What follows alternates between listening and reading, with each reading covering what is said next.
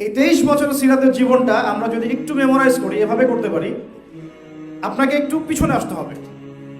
নবী করিম সাল্লাল্লাহু আলাইহি ওয়াসাল্লাম এমন একটা যুগে জন্মগ্রহণ করেছেন বা বেড়ে উঠেছেন, যে যুগটা অনেকটা আমাদের এই সো কল্ড কালচার, যে সোসাইটি আমরা বলি, অনেকটা এমন একটা গডলেস ওয়ার্ল্ড এখন যেভাবে ফাংশন করছে, ঠিক এইরকম একটা পরিবেশে নবী সাল্লাল্লাহু আলাইহি ওয়াসাল্লাম জন্ম নিয়েছেন। আমি মিলাই দিচ্ছি, নবী সাল্লাল্লাহু আলাইহি ওয়াসাল্লাম যখন আইয়ামে জাহিলিয়াতে জন্ম নিয়েছেন, সেখানে বেড়ে উঠেছেন, ওই যুগের মধ্যে শিরকের ছড়াছড়ি ছিল। এখনকার বিশ্বের মধ্যে আছে কি নাই? আপনি আপনার ভিশনটাকে একটু বড় করেন, পরিবারের গণ্ডি, সমাজের গণ্ডি, রাষ্ট্র বাদ দিয়ে বিশ্বের দিকে তাকান, ওইভাবে চিন্তা করেন যে এখনকার বিশ্বের পলিটিক্স, ইকোনমিক্স, শিক্ষা, সংস্কৃতি, এগুলো শিরকের উপর দাঁড়িয়ে আছে কি নাই? এটা বোঝার জন্য আলাদা লেকচার দরকার, সেটা আপনারা অনলাইনে দেখে নেবেন। 1 2 নাম্বার, তৎকালীন আবু জাহেলের যুগটা ছিল সুদে পরিপূর্ণ। কিসে? অর্থনীতি মানে রিবা। এখনকার বিশ্বে কি আছে? রিবা। 3 নাম্বার, ওই সময়টা ছিল মাদকের যুগ। কিসের যুগ? এখনকার যুগটা কিসের যুগ? ইয়াং জেনারেশনের মূল প্রবলেম কি? মাদক। 4 নাম্বার, ওই যুগটা ছিল গোত্রীয় হানাহানির যুগ। কিসের যুগ? তো এখন গোত্রীয় হানাহানি কি ব্যাখ্যা করতে হবে? এটা ধর্মীয় হানাহানি এবং পলিটিক্যাল হানাহানিতেও রূপ নিয়েছে, আমরা বুঝতেই পারছি। আর 5 নাম্বার, ওই যুগের মূল সমস্যা ছিল আরেকটা, সেটা হলো নারী জাতির অবমাননা। জিনা প্রচুর ছিল, মেয়েদের বেপরদামি বেশি ছিল, ব্যভিচার বেশি ছিল, জুয়া হতো, এগুলো ছিল কিনা? তাহলে এই যে আইয়ামে জাহিলিয়াতের যে মৌলিক সমস্যাগুলো, এই সমস্যাগুলো এখনকার বিশ্বে আছে না নাই? আর আমি বলতে চাচ্ছি যে নবী সাল্লাল্লাহু আলাইহি ওয়াসাল্লাম একটা পুত পবিত্র সমাজে জন্ম নেন নাই। আপনারা কি আছেন আমার সাথে? নবী সাল্লাল্লাহু আলাইহি ওয়াসাল্লাম একটা পুত পবিত্র সমাজে জন্ম নেন নাই, বরং আমাদের এই রাষ্ট্র, সমাজ বা বিশ্বের মতোই একটা জাহেলি পরিবেশে জন্ম নিয়েছিলেন। ওখানেই বেড়ে উঠেছেন, যেখানে শিরকের ছড়াছড়ি, সুদের ছড়াছড়ি, জেনার ছড়াছড়ি, ব্যভিচারের ছড়াছড়ি, জুয়ার ছড়াছড়ি, মেয়েদের সাথে অবমাননা হচ্ছে, তারপরে গোত্রীয় হানাহানি হচ্ছে, মাদকের ছড়াছড়ি। এখন নবী সাল্লাল্লাহু আলাইহি ওয়াসাল্লাম এই সমাজে বড় হয়েও নিজে কখনো এই জাহিলিয়াতের সাথে আপোষ করেন নাই। সিরাতের প্রথম শিক্ষা যে আমরা যে পরিবেশে আছি, এখানে নিজেরা সেফ থাকতে হবে, নিজেরা সেফ থেকে জাহিলিয়াতের সাথে আপোষ করা যাবে না। আমি নিজে এবং আমার পরিবার, আমার আন্ডারে যারা আছে, তাদেরকে এই জাহিলিয়াত থেকে দূরে রাখবো ইনশাআল্লাহ। এটা প্রথম শিক্ষা। ওই দোহাই দেওয়া যাবে না যে সমাজ তো নষ্ট হয়ে গেছে, রাষ্ট্রে তো এই সমস্যা, বিশ্বে তো এই সমস্যা, না। ওই সময়ও এই সমস্যাগুলো ছিল, তারপরেও কিন্তু নবী সাল্লাল্লাহু আলাইহি ওয়াসাল্লাম নিজে কখনো মিথ্যা বলেন নাই, নিজে কখনো আমানতের খেয়ানত করেন নাই। ওই সময় তাকে মানুষ আল আমিন বলছে, সাদিক আল আমিন, সাদিক আল আমিন। এবার তিনি সমাজ পরিবর্তনের চেষ্টা করছেন, হিলফুল ফুজুর তৈরি করছেন, ইত্যাদি ইত্যাদি, কিন্তু পরিপূর্ণ অ্যাপ্রোপ্রিয়েট রেজাল্টটা পাওয়া যাচ্ছে না, কারণ তখনও ওহী নাজিল হচ্ছে না। আপনি সমাজ, রাষ্ট্র, বিশ্ব পরিবর্তন করতে পারবেন না যতক্ষণ পর্যন্ত আপনি ওই সমাজ, ওই রাষ্ট্র এবং ওই বিশ্বের স্রষ্টা আল্লাহর বিধান অনুযায়ী চলছেন না। সিম্পল কথা, ঠিক আছে? নিজের মন গড়া কোনো ফিলোসফি দিয়ে, বুদ্ধিভিত্তিক যে ফিলোসফিগুলো আমাদের, বা মানব রচিত বিধান দিয়ে, নিজের মন গড়া ফিলোসফি দিয়ে, দর্শন দিয়ে আপনি সমাজের সমস্যাগুলোকে সলভ করতে পারবেন না। কারণ সমাজের সৃষ্টিকর্তা যিনি, সেই আল্লাহর যখন দাসত্ব করা হবে এবং তার পক্ষ থেকে আনিত সেই হুদান, হেদায়াত বা ওয়াহির বিধানগুলো যখন বাস্তবায়ন করা হবে, সমাজ সুন্দর হয়ে যাবে। এটার ঘাটতি ছিল তখন নবী সাল্লাল্লাহু আলাইহি ওয়াসাল্লাম একাকিত্ব অবলম্বন করা শুরু করলেন। যেহেতু পারছেন না, তার ভালো লাগছে না পরিবেশ। আপনি যদি 5 ওয়াক্ত নামাজ পড়েন, মাত্র 5 ওয়াক্ত নামাজ, অন্য কোনো আমলও না করেন, আপনার গান শুনতে ভালো লাগবে না। ঠিক আছে কথা? আর নবী সাল্লাল্লাহু আলাইহি ওয়াসাল্লাম কোনোদিন কোনো পাপ করেনই নাই, তার সমাজের এত জাহিলিয়াত তার কাছে ভালো লাগবে কিভাবে? এই জন্য তিনি হেরা গুহায় যেতেন। আপনি কি বুঝতে পারছেন কথা? এই জন্য তিনি হেরা গুহায় গিয়ে থাকতেন, একাকিত্ব অবলম্বন করতেন। সমাজের এই জাহিলিয়াত তার ভালো লাগতো না। এক পর্যায়ে আল্লাহ রাব্বুল আলামিনের পক্ষ থেকে সেই কাঙ্ক্ষিত সময় চলে আসলো, রমাদানুল মুবারক, লাইলাতুল কদর। ওহী চলে আসলো জিবরাইল আলাইহিস সালামের মাধ্যমে, সূরা আলাক, ইকরা বিসমি রাব্বিকাল্লাযী খালাক, খালাকাল ইনসানা মিন আলাক, ইকরা ওয়া রাব্বুকাল আকরাম আল্লাযী আল্লামা বিল কলম, আল্লামাল ইনসানা মা লাম ইয়ালাম। দেখেন, প্রথম ওহীটা কি কেন্দ্রিক আসছে? পড়াশোনা কেন্দ্রিক। আল্লাহ পাক কিন্তু বললেন না শিরক করো না, মূর্তি পূজা করো না, ব্যভিচারের কাছেও যেও না, তোমরা একে অপরকে হত্যা করো না, পর্দা করো, যাকাত দাও। আছে প্রথম ওহীতে কি আছে? পড়ো, পড়ো, পড়ো। এটাই আমরা বলি ইয়াং জেনারেশনকে, যদি আমরা চাই যে আমাদের সোসাইটি, আমাদের নেশনটাকে পরিবর্তন করতে লেখাপড়ার এবং জ্ঞানতাত্ত্বিক বিপ্লবের কোনো বিকল্প নেই। এবং এই উদ্দেশ্যে আমাদের এই আয়োজনগুলো করা। অনলাইন ইউনিভার্সিটি বলেন, মাদ্রাসা বলেন, বক্তব্য বলেন, যত কিছু আপনারা শুনছেন দেখছেন, এগুলো একটা উদ্দেশ্যে, যাতে আমরা আমাদের প্রজন্মটাকে শিক্ষিত করতে পারি। ওই জায়গায় তারা আঘাত করেছে যাতে আপনারা একটা কি বলবো সোকল্ড, ওই যে বারবার বলছি সোকল্ড প্রগতিশীল চেতনায় এগিয়ে যান এবং শরীফার গল্প পড়েন। এই উদ্দেশ্যে আপনাদেরকে শিক্ষাক্ষেত্রে এভাবে মূল ইসলামিক ট্র্যাক থেকে সরিয়ে ফেলা হচ্ছে। তো প্রিয় ভাইরা, এখানে ওহী আসার পরে নবী সাল্লাল্লাহু আলাইহি ওয়াসাল্লাম একটা গাইডেন্স পাচ্ছেন আল্লাহর পক্ষ থেকে সমাজ পরিবর্তনের জন্য। এবার তিনি মিশনে নামলেন। প্রথমে ভয় পেয়েছেন, তিনি স্ত্রীর কাছে গিয়েছেন, জাম্বিলুনি অনেক ঘটনা আছে, এগুলোতে আমি যাচ্ছি না, আপনারা সবাই জানেন এগুলো। মূল কথাটা কি, আল্লাহ পাক তাকে বলছেন সূরা মুজাম্মিলে কি, ইয়া আইয়ুহাল মুদ্দাসসির, সূরা মুদ্দাসসিরে কি, ইয়া আইয়ুহাল মুদ্দাসসির কুম ফাআনযির ওয়া রাব্বুকা ফাকাব্বির ওয়া সিয়াবাকা ফাতাহির ওয়া রুজসা ফাহজুর। দ্বিতীয় ওহীর একটা মৌলিক কথা হচ্ছে কুম ফাআনযির, হে কম্বল আবৃত রাসূল, আপনি ভয় পায়েন না, আপনি ভয় পায়েন না, নিজের জানের উপর কোনো আশঙ্কা করেন না, আপনি আমার মনোনীত বান্দা। আপনি মনে করছেন যে কি ব্যাপার, আমাকে কোন ফেরেশতা এসে চেপে ধরলো, অস্বাভাবিক মনে হচ্ছে, না, আপনি উঠেন মানে বিছানা থেকে উঠেন না, উঠেন মানে হচ্ছে আপনি উঠেন, সমাজে নামেন, দাঁড়ান, আমার ওহী দিয়ে মানুষকে সতর্ক করেন। সুবহানাল্লাহ। তিনি ছিলেন কায়রা বাশীরান ওয়া নাযীরা, তিনি ছিলেন সুসংবাদদাতা এবং সতর্ককারী। তারপরে রাহমাতুল লিল আলামিন, তিনি ছিলেন কি, পুরো বিশ্বের জন্য দয়া। এখন এই আদেশ আসা মাত্রই নবী সাল্লাল্লাহু আলাইহি ওয়াসাল্লাম উঠে দাঁড়ালেন, সমাজে নামলেন, নেমে দাওয়াতের মেহনত শুরু করলেন। খুব সংক্ষেপে বললে প্রথম 3 বছর তিনি গোপনে দাওয়াত দিয়েছেন। কত বছর? 3 বছর গোপনে দাওয়াত দিয়েছেন। আমাদের অনলাইন মাদ্রাসার বয়সই হয়নি 3 বছর, আর তিনি গোপনে ইন্ডিভিজুয়াল দাওয়াত দিয়েছেন মানুষকে 3 বছর, মানুষের ডোর টু ডোর গিয়ে। তখনও প্রকাশ্যে বলেনই নাই যে লা ইলাহা ইল্লাল্লাহ মুহাম্মাদুর রাসূল, এটা প্রকাশ্যে বলাই হয়নি। মানুষকে ইন্ডিভিজুয়ালি দাওয়াত দিতেন, যারা তাকে চিনতেন, কাছের মানুষ, আবু বকর সিদ্দিক, তারপরে আপনার যায়েদ ইবনে হারেসা, তারপরে আলী ইবনে আবি তালেব, খাদিজা রাদিয়াল্লাহু আনহা, কাছের মানুষ, আব্দুল্লাহ ইবনে মাসউদ, এরকম কাছের মানুষরা তারা ইসলাম কবুল করলো। মাশাআল্লাহ। প্রথম 3 বছরের ওই সাহাবীরাই কিন্তু বদরে ছিলেন, তারাই কিন্তু উহুদে ছিলেন, তারাই কিন্তু পুরো জীবন নবী সাল্লাল্লাহু আলাইহি ওয়াসাল্লামের পাশে একেবারে ছায়ার মতো দাঁড়িয়েছিলেন। ঠিক আছে কথা? এবার 4র্থ বছর থেকে প্রকাশ্যে দাওয়াত শুরু হলো। কেন?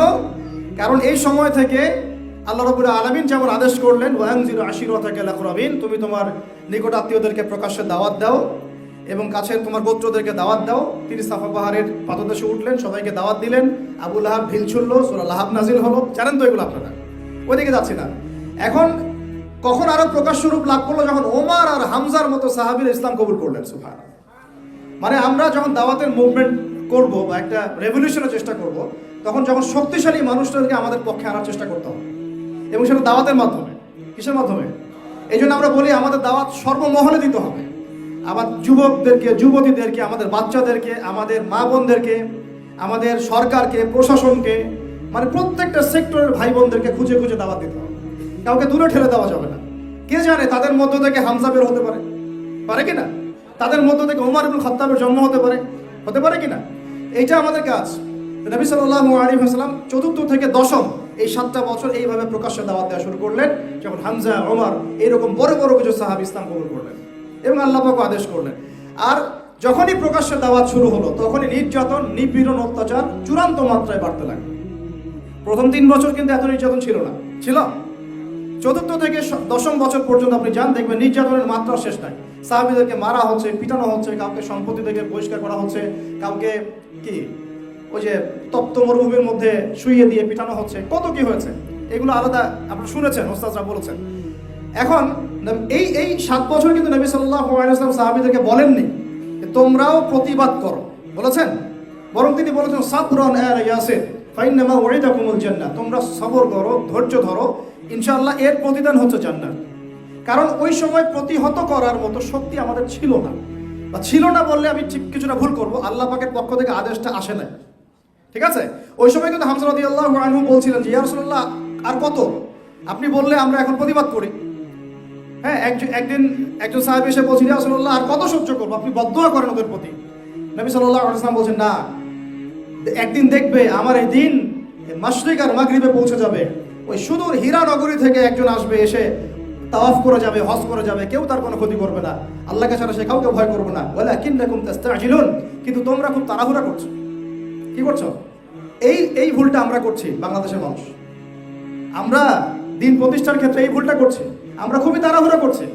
আমরা মনে করছি যে এখনই করতে হবে, এভাবেই করতে হবে, আজকেই করতে হবে। একটা সিলসিলা আছে, একটা ট্র্যাক আছে, একটা কনস্ট্রাকটিভ সিরাতের আমাদের সামনে রোল মডেল আছে, আমাকে সেই পথে হাঁটতে হবে। এবং নবী সাল্লাল্লাহু আলাইহি ওয়াসাল্লাম সাহাবীদের মধ্যে ঐক্য রেখেছিলেন, বিভক্ত হয়ে যান নাই। আমরা বিভক্ত হয়ে গেছি। তিনি যা আদেশ করতেন সাহাবীরা সামি'না ওয়া আতা'না, শুনলাম মানলাম। আমাদের জনগণ এমন না, শুনে মানে এমন না।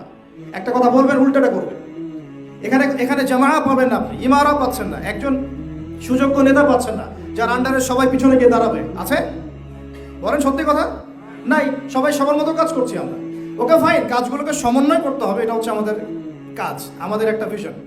এখন নবী সাল্লাল্লাহু আলাইহি ওয়াসাল্লাম এই 7 বছরে আমাদেরকে অস্ত্র হাতে প্রতিহত করতে বলেন না, বরং তিনি বলেছেন সবর করতে, হিকমার সাথে দাওয়াত দিতে। ওরা যদি আমাদেরকে খারাপ কিছু থ্রো করে, আমাদেরকে ভালো থ্রো করতে বলা হয়েছে। ঠিক আছে?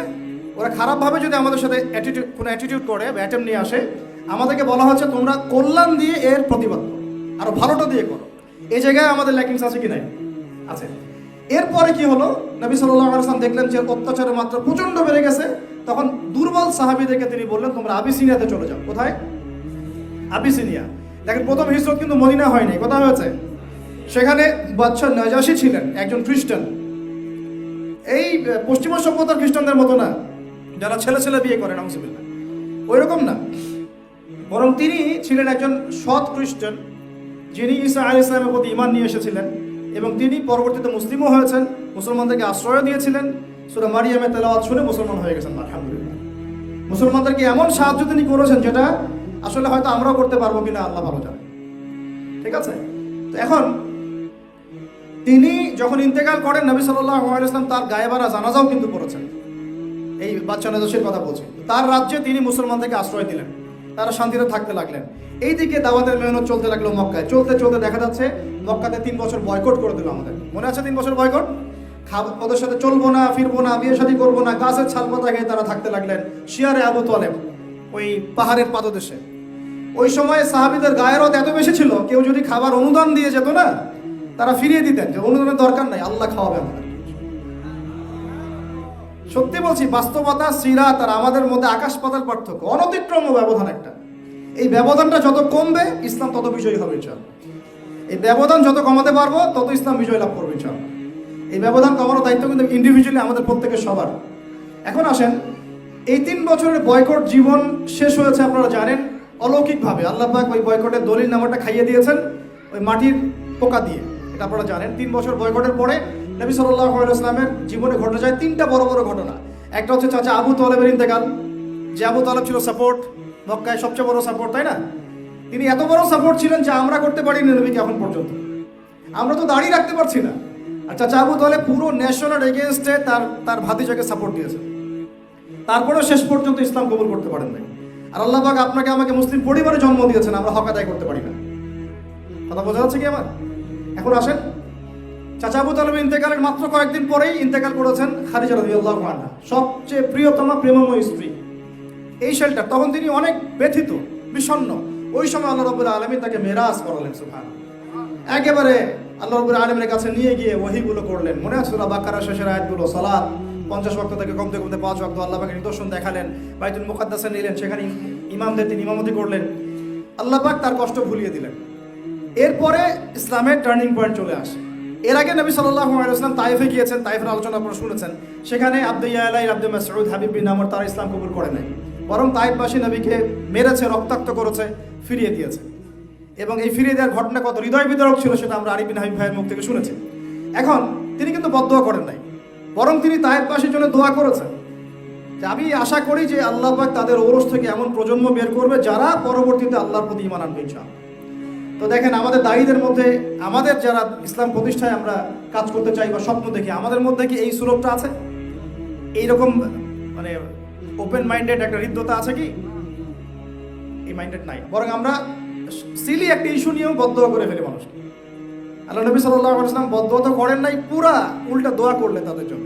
অপশন দেওয়া হচ্ছিল, পাহাড় পর্বত ফেরেশতা একেবারে চাপ দিয়ে মালাকুল জিবাল ওদেরকে শেষ করে দিবে, তিনি করেন নাই। আপনারা আবু হুরায়রা রাদিয়াল্লাহু আনহুর নাম শুনেছেন, সবচেয়ে বেশি হাদিস বর্ণনাকারীদের একজন। হ্যাঁ, তিনি কিন্তু তায়েফবাসীদের যে উপগোত্রগুলো আছে তার একটা উপগোত্রের মানুষ। ওই দিন যদি তিনি বদদোয়া করতেন, আমরা আবু হুরায়রা রাদিয়াল্লাহু আনহুকে পেতাম, বুঝতে পারিনি। এরপরে যাক আলহামদুলিল্লাহ, নবী সাল্লাল্লাহু আলাইহি ওয়াসাল্লাম মক্কায় ঢুকলেন। আল্লাহ রাব্বুল আলামিন মদিনা থেকে এবার 11 নম্বর বছরে 6 জন যুবককে পাঠালেন। কয়জন যুবকরা? শুনেন ভালো করে। এবার ইসলামের টার্নিং পয়েন্ট এখান থেকে আমি কনক্লুশনে যাচ্ছি। 6 জন যুবকের নেতা ছিলেন আসআদ বিন জুরাহ রাদিয়াল্লাহু আনহু। এই সাহাবী, এই 6 জন মানে সাহাবী পরে ইসলাম কবুল করেছেন, তাই সাহাবী বলছি অবশ্যই। তারা জানতেন শেষ জামানায় একজন নবী আসবেন। কি জানতেন? শেষ জামানায় আরেকজন নবী। কার কাছ থেকে জানতেন? ইহুদিদের কাছ থেকে। ইহুদিরা কোথায় ছিল? মদিনায় ছিল। কয়টা গোত্র ছিল? 3টা, বনু কুরাইজা, বনু কাইনুকা, বনু নাজির। ওরা মদিনায় কি করছিল? ওরা মদিনায় শেষ নবীর আগমনের অপেক্ষা করছে। তাহলে ওরা এখন ফিলিস্তিনে কি করছে? ওদের মাসিহ দাজ্জালের আগমনের অপেক্ষা করতেছে। বুঝাতে পারতেছি আমি কি বিষয়টা? এখন সারা দুনিয়া বাদ দিয়ে বাইতুল মুকাদ্দাসে কি করতেছে? রাশিয়া জায়গা দেয় না কেন? আমেরিকা যে ওর বন্ধু, ওকে জায়গা দেয় না কেন? আমেরিকা তো অনেক জায়গা ফাঁকা পড়ে আছে, ও তো চাইলে 10টা ইসরায়েল রাষ্ট্র প্রতিষ্ঠা করতে পারে, ওখানে করে না কেন? ব্রিটেন বেলফোর ডিক্লারেশনের মাধ্যমে এই আপনার 1917 সালে জায়গা উন্মুক্ত করলো, উসমানীয়দেরকে বের করে দিল, তাই না?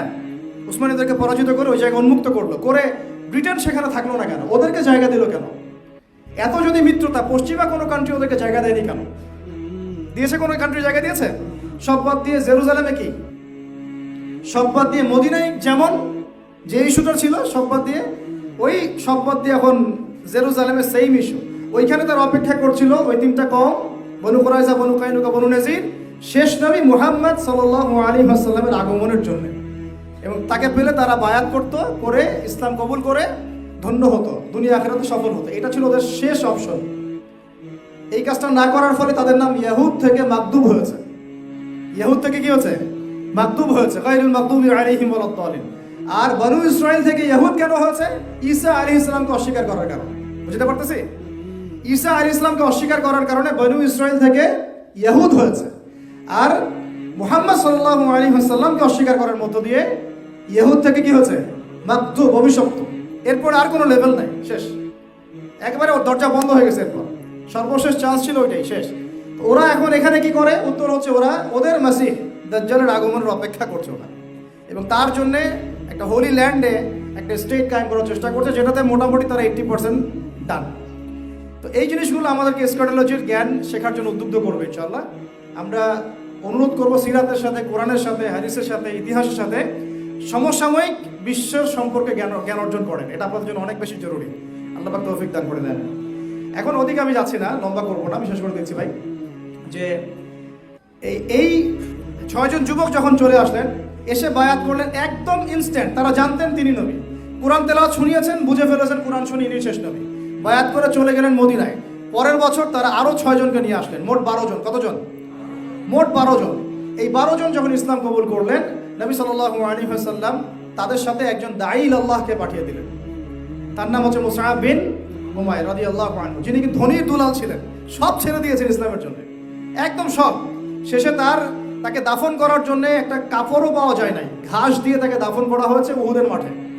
তো মুসআব বিন উমাইর রাদিয়াল্লাহু আনহুকে আল্লাহ নবী পাঠিয়ে দিলেন, তুমি যাও মদিনায় দাওয়াতি কাজ করো। কিসের কাজ করো? দাওয়াতি কাজ করো। কার জন্যে? কোনো দলের পক্ষে, কোনো ব্যক্তির পক্ষে, নাকি আল্লাহর জন্যে? শুধুমাত্র আল্লাহর দিকে মানুষকে ডাকবা, আর আমাকে শেষ নবী হিসেবে মানবে, এই ইতাআতের দিকে তুমি ডাকবা। তিনি গেলেন। আল্লাহ পাক তাকে এত বরকত দিয়েছিলেন আলহামদুলিল্লাহ, মাত্র 1 বছরে, কত বছর? 1 বছরে মদিনার 75টা ফ্যামিলি ইসলাম কবুল করেছে আলহামদুলিল্লাহ। এটা কিন্তু ছোট সংখ্যা না, ওই সময় প্রেক্ষাপটের সংখ্যাটা অনেক বড়। আর তাদের মধ্যে নেতৃস্থানীয় অনেক ব্যক্তির বর্গ ছিল আলহামদুলিল্লাহ। নেতৃস্থানীয় ব্যক্তি যাদের কথা অন্যরা শুনে, এমন অনেক মানুষ ছিল সেখানে। তো আওস ও খাজরাজ যখন ইসলাম কবুল করলো, তখন নবী সাল্লাল্লাহু আলাইহি ওয়াসাল্লামের উপরে হিজরত করার আদেশটা আসলো। এবার আপনি হিজরত করতে পারেন। নবী সাল্লাল্লাহু আলাইহি ওয়াসাল্লাম এবার গিয়ে হিজরত করলেন মদিনায়। তাহলে প্রেক্ষাপটটা তৈরি হয়েছে মক্কায়, আর মদিনায় রাষ্ট্র কায়েমের প্রেক্ষাপট আগে থেকেই দাওয়াতের মাধ্যমে তৈরি হয়েছিল। এবার সেখানে গিয়ে তিনি যা করলেন, তিনি তখন আর কিন্তু দুর্বল নন, মুসলমানরা তখন আর কি না, দুর্বল না, সাহাবীরা নির্যাতিত না, তারা একটা ভূখণ্ড পেলেন, একটা জনসমষ্টি পেলেন, একটা সার্বভৌমত্ব পেলেন, একটা রাষ্ট্রের ফাংশন যা যা লাগে সবই পেলেন। সেখানে গিয়ে তিনি মক্কার মতো দারুল আরকামের মতো মসজিদ নববী নির্মাণ করলেন, তার আগে মসজিদে কুবা নির্মাণ করেছেন, ঠিক আছে কথা। তারপরে তিনি আনসার আর মুহাজিরদের মধ্যে ভ্রাতৃত্বের বন্ধন স্থাপন করলেন। কেউ লাগবে আপনার, তাছাড়া আমরা দিন প্রতিষ্ঠা করতে পারবো না। তারপরে তিনি ইহুদিদের সাথে অন্যদের সাথে মদিনা সনদ করলেন, ঠিক আছে। এই সনদগুলো ভঙ্গ করেছিল ইহুদিরা। তার ফলশ্রুতিতে বনু কাইনুকাকে বের করা হয়েছে, বনু নাজিরকে বের করা হয়েছে, বনু কোরাইজাকে বের করা হয়েছে, যুদ্ধগুলো হয়েছে। এরপরে সামরিক বাহিনী গঠন হয়েছে, অর্থনৈতিক ভিত্তি শক্ত করা হয়েছে, সারিয়া অভিযানগুলো শুরু হয়েছে। আপনারা অনেকে মনে করেন যে বদর মনে হয় প্রথম যুদ্ধ, না, বদরের আগে অনেকগুলো সারিয়া হয়েছে। সারিয়া সেই যুদ্ধগুলোকে বলা হয় যেখানে নবী সাল্লাল্লাহু আলাইহি ওয়াসাল্লাম নিজে উপস্থিত ছিলেন না, অন্যকে দায়িত্ব দিয়েছেন, ঠিক আছে। আর সরি, ঠিক আছে, সারিয়াটাকে বলে যেখানে নবী সাল্লাল্লাহু আলাইহি ওয়াসাল্লাম নিজে উপস্থিত ছিলেন না, অন্যকে দায়িত্ব দিয়েছেন। আর যে যুদ্ধে তিনি নিজে উপস্থিত ছিলেন তার নাম কি? গাজওয়া। তো এই কয়েকটা সারিয়া হওয়ার পরে আবু সুফিয়ানের কাফেলা যাচ্ছিল শামে, ওইটাকে আক্রমণ করাকে কেন্দ্র করে ঘটনা ঘটে গেল এবং এটাকে কেন্দ্র করে বদরের প্রেক্ষাপট তৈরি হলো। এবং বদরের যুদ্ধ মুসলমানরা জয়লাভ করলো, আপনারা জানেন, একদম বিশাল ব্যবধানে 70 জন কাফের মারা গেল, 70 জনকে বন্দী করা হলো। মুসলমানরা মাশাআল্লাহ পুরো বিশ্বকে জানাই দিল যে একটা শক্তি রাইজ করেছে আলহামদুলিল্লাহ, যেটা কারো সামনে মাথা নত করবে না ইল্লাল্লাহ, আল্লাহ ছাড়া। কথা ঠিক আছে। এরপর উহুদে তারা প্রতিশোধ দিতে আসলো। কি করতে আসলো? কিসের প্রতিশোধ? বদরের পরাজয়ের প্রতিশোধ। এই যুদ্ধটা আমরা প্রায় জিতেই গিয়েছিলাম, একটা ভুল, মাত্র কয়টা ভুল? একটা খালি ভুল। কি ভুল বলেন তো? ওই যে জাবাল রুমার উপর দাঁড়িয়ে থাকবা, ওখান থেকে নামবা না। জাবাল রুমার উপর দাঁড়িয়ে থাকবে, ওখান থেকে নামবা না। সাহাবীরা নেমে আসছিলেন অল্প কয়েকজন ছাড়া। এই সুযোগটা নিয়েই খালিদ বিন ওয়ালিদ রাদিয়াল্লাহু আনহু, তিনি তখন মুসলিম হন নাই, পিছন দিক থেকে এসে একেবারে ইনস্ট্যান্ট অনেক সাহাবী, প্রায় 70 জন সাহাবী শাহাদাত বরণ করলেন। আমি যদি আপনাদেরকে উহুদের মাঠটা দেখাতে পারতাম কোনো ইয়াতে, মানে প্রজেক্টরের মাধ্যমে, এবং ওখানে উপস্থিত থেকে আমরা এটা দেখেছি যে কোন দিকে মুসলমানরা ছিল, কোন দিকে কাফেররা ছিল, কোন দিক থেকে আক্রমণটা হয়েছে, এটা আমি ওই মাঠে গেলে বোঝাতে পারবো না স্ট্র্যাটেজি কেমন ছিল। যাই হোক, মুসলমানরা দুই দিকে চাপে পড়ে গিয়েছিল, এতে করে উহুদের যুদ্ধে একটা সাময়িক বিপর্যয় শুরু হয়ে যায়। আপনারা জানেন এর ফলাফল কি হয়েছে। আমাদের নবী সাল্লাল্লাহু আলাইহি ওয়াসাল্লাম স্বয়ং নিজেও মার খেয়েছেন সাল্লাল্লাহু আলাইহি ওয়াসাল্লাম, যেটা আপনারা আলোচনা শুনেছেন ইতিমধ্যে। এরপরে তারা আরো বড় শক্তি ক্রিয়েট করেছিল খন্দকের যুদ্ধে আক্রমণ করার জন্য। খন্দকের খাল করা হয়েছে সালমান আল ফারিসি রাদিয়াল্লাহু আনহুর পরামর্শে। তো খন্দক যুদ্ধের খাল নবী সাল্লাল্লাহু আলাইহি ওয়াসাল্লাম নিজে খুঁড়েছেন, মনে আছে আপনাদের, পেটে পাথর বেঁধে। তারপর খন্দকের যুদ্ধে তারা মদিনা অবরোধ করে বেশি দিন টিকতে পারে নাই, 1 থেকে 1.5 মাসের মধ্যে তারা সেখান থেকে চলে গিয়েছে। আল্লাহ পাক ঝড় পাঠিয়েছেন, বাতাস পাঠিয়েছেন, ফেরেশতা দিয়ে সাহায্য করেছেন, প্রচণ্ড শীত নামিয়ে দিয়েছেন। এবং মুসলমানরা ওই যুদ্ধটাকে বলা হয় একটা ব্যারিয়ার, মানে এরপর থেকে মুসলমানরা আর মানে ডিফেন্সিভ কোনো যুদ্ধ করে নাই, এরপর থেকে সবগুলোই আক্রমণাত্মক যুদ্ধ হয়েছে। এটা একটা ব্যারিয়ার বলা হয় খন্দকের যুদ্ধ। এই যুদ্ধটাতে আমরা মোটামুটি জয়লাভ করি। তারপরে নবী করিম সাল্লাল্লাহু আলাইহি ওয়াসাল্লাম দাওয়াতের মেহনত বাড়ান, সারিয়া অভিযানগুলো বাড়ান। এক পর্যায়ে স্বপ্ন দেখছেন যে তিনি বাইতুল্লাহ তাওয়াফ করছেন। সাহাবীরা চিন্তা করলেন, হ্যাঁ আমরা ইনশাআল্লাহ উমরা করতে যাব বা হজ করতে যাব, ইত্যাদি ইত্যাদি। তো সবাই রেডি হলেন, 1400 সাহাবী যাচ্ছেন উমরা করতে নিরস্ত্রভাবে। কিন্তু আবু সুফিয়ানের কাফেলা তাদেরকে আটকে দিল। খালিদ বিন ওয়ালিদ সেখানে ছিলেন, তিনি তখনও মুসলিম হননি কিন্তু, ঠিক আছে। তো এইখানে নবী সাল্লাল্লাহু আলাইহি ওয়াসাল্লাম বলেন, আমরা কিন্তু যুদ্ধ করতে আসি নাই, আমরা এসেছি ইবাদত করতে, আমরা অস্ত্র নিয়েও আসি নাই। তো ঠিক আছে, তোমরা ঢুকতে পারবে না, এই বছর উমরা করতে পারবে না, পরের বছর আসতে হবে, তাও পরের বছর অস্ত্র ছাড়া আসতে হবে, 3 দিনের বেশি থাকতে পারবে না, 10 বছর আমরা কেউ কারোর সাথে যুদ্ধ করব না, এই 10 বছরে তোমাদের কেউ আমাদের দলে আসলে ফিরাই দিব না, আর আমাদের কেউ তোমাদের দলে গেলে ফিরাই দিতে হবে। সবগুলো ধারাই আমাদের কি এগেছে না? নবী সাল্লাল্লাহু আলাইহি ওয়াসাল্লাম বললেন, ঠিক আছে, ডান, ওকে ফাইন, কোনো সমস্যা নেই। এইবার নাযিল হচ্ছে ইন্না ফাতাহনা লাকা ফাতহাম মুবিনা। এই হুদাইবিয়ার এই সন্ধির মধ্য দিয়ে আমি তোমাকে স্পষ্ট বিজয় দিয়ে দিয়েছি। সুবহানাল্লাহ। ওটা তারা বুঝতে পারে নাই, ওটা ব্যাখ্যা করতে পারবো না আমি, এখন সময় লাগবে। এখন কথা হচ্ছে, হুদাইবিয়ার সন্ধির পরে নবী সাল্লাল্লাহু আলাইহি ওয়াসাল্লাম 10 বছরের জন্য সবচেয়ে বড় শক্তির হাত বন্ধ করে দিলেন, মানে কুরাইশরা এখন আমাদেরকে আর আক্রমণ করতে পারবে না, ঠিক আছে। এবার তিনি খায়বারে যে বাকি ইহুদিরা ছিল তাদেরকে আক্রমণ করলেন। কত ডিপ্লোম্যাটিক দেখেছেন, কত ডিপ্লোম্যাটিক স্ট্র্যাটেজি ছিল নবী সাল্লাল্লাহু আলাইহি ওয়াসাল্লাম। বড় শত্রুর হাত চেপে ধরেছেন 10 বছর কোনো যুদ্ধ হবে না তোমার সাথে, সন্ধি আছে, আর তুমি ওদেরকে সাহায্য করতে পারবে না। এবার তিনি গিয়ে খাইবার আক্রমণ করেছেন, ফিরে গিয়ে খাইবার আক্রমণ করেছেন। তারপরে আরও যুদ্ধ হয়েছে, আপনার মোতার প্রান্তরে হয়েছে, তাবুকের অভিযান হয়েছে, আরও স্থানীয় অভিযানগুলো হয়েছে। তো এই অভিযানগুলোর মধ্য দিয়ে মুসলমানদের সংখ্যাও যেমন বেড়েছে, অর্থনীতি সমৃদ্ধ হয়েছে, তারপরে আমাদের ভূমির পরিমাণ বেড়েছে, রাষ্ট্রের আয়তন বেড়েছে, সব কিছু মিলিয়ে আমরা অনেক শক্তিশালী হয়েছি। সেই যে নির্যাতিত সাহাবীরা নিঃস্ব হস্তে মদিনায় আসলেন, এখন তাদের মানে আধ্যাত্মিক, অর্থনৈতিক, রাজনৈতিক, সামরিক সব ক্ষেত্রে তারা এখন আকাশচুম্বী একটা অবস্থানে চলে গেছে আলহামদুলিল্লাহ। কত বছরের মধ্যে? মাত্র এই 7-8 বছরের মধ্যে, 7 থেকে 8 বছর। দলে দলে মানুষ ইসলাম কবুল করা শুরু করতেছিল আলহামদুলিল্লাহ। এরপরে চুক্তি ভঙ্গ করলো আবু সুফিয়ানের বাহিনী, মনে আছে? তারা ওই হুদাইবিয়ার সন্ধির চুক্তিটা ভঙ্গ করলো। এর ফলে নবী সাল্লাল্লাহু আলাইহি ওয়াসাল্লাম একদম বিশাল একটা ফোর্স নিয়ে মক্কা অভিমুখে রওনা হলেন এবং তিনি বললেন যে যতজন আছো তার চেয়ে বেশি আগুন জ্বালাবা, যাতে ওরা যখন দেখবে তারা যেন মনে করে এত সৈন্য আসছে। মানে সবসময় তিনি খুবই বিচক্ষণ ছিলেন। আমরা তো মনে করি যে খালি সুবহানাল্লাহ, আলহামদুলিল্লাহ, আল্লাহু আকবার পড়াই মনে হয় ইসলাম। ইসলাম মানে একটা বিচক্ষণ ডিপ্লোম্যাটিক সিদ্ধান্ত, কখন আমাকে কিভাবে চলতে হবে, কোন সিচুয়েশনে আমি কিভাবে রিয়াক্ট করব। সিরাত আমাদেরকে এগুলোও শেখায়। তো প্রায় বলা যায় যে বিনা যুদ্ধেই মক্কা মোটামুটি জয় হয়ে গেল। মক্কা জয় হওয়ার পরে আল্লাহ রাসূল সাল্লাল্লাহু আলাইহি ওয়াসাল্লাম সবাইকে আমভাবে মাফ করে দিলেন। তবে তাকে যারা গালি দিয়েছিল, কষ্ট দিয়েছিল, তাদেরকে তিনি কিন্তু মাফ করেন। মনে আছে ইবনে খাতালের নাম? কাবার ওই যে গেলাফ ধরেছিল, ওই অবস্থায় তাকে হত্যা করা হয়েছে। কেন? সে নবী সাল্লাল্লাহু আলাইহি ওয়াসাল্লামকে গালি দিয়েছিল। তার তখন অথরিটি আছে। তিনি খালিদ বিন ওয়ালিদ রাদিয়াল্লাহু আনহু, আলী ইবনে আবি তালেব তাদেরকে পাঠালেন, দেখো আরবের উপদ্বীপে কোনো মূর্তি টুর্তি আছে নাকি, থাকলে ভেঙে গুড়িয়ে দিবা, কবর থাকলে একদম সমান করে ফেলবা। এই কাজে তারা বেরিয়ে গেলেন। এইদিকে আপনার তাবুক অভিযান তো হয়েছে পরবর্তীতে, এর আগে তায়েফেও একটা অভিযান হয়েছে, তারপরে হুনাইনে একটা যুদ্ধ হয়েছে। এভাবে ইসলাম কিন্তু আরও সম্প্রসারিত হতে লাগলো। হওয়ার পরে নবী সাল্লাল্লাহু আলাইহি ওয়াসাল্লাম সর্বশেষে গিয়ে বিদায় হজটা করলেন। হজ কিন্তু তিনি একবারই করেছেন। কয়বার? একবারই করেছেন।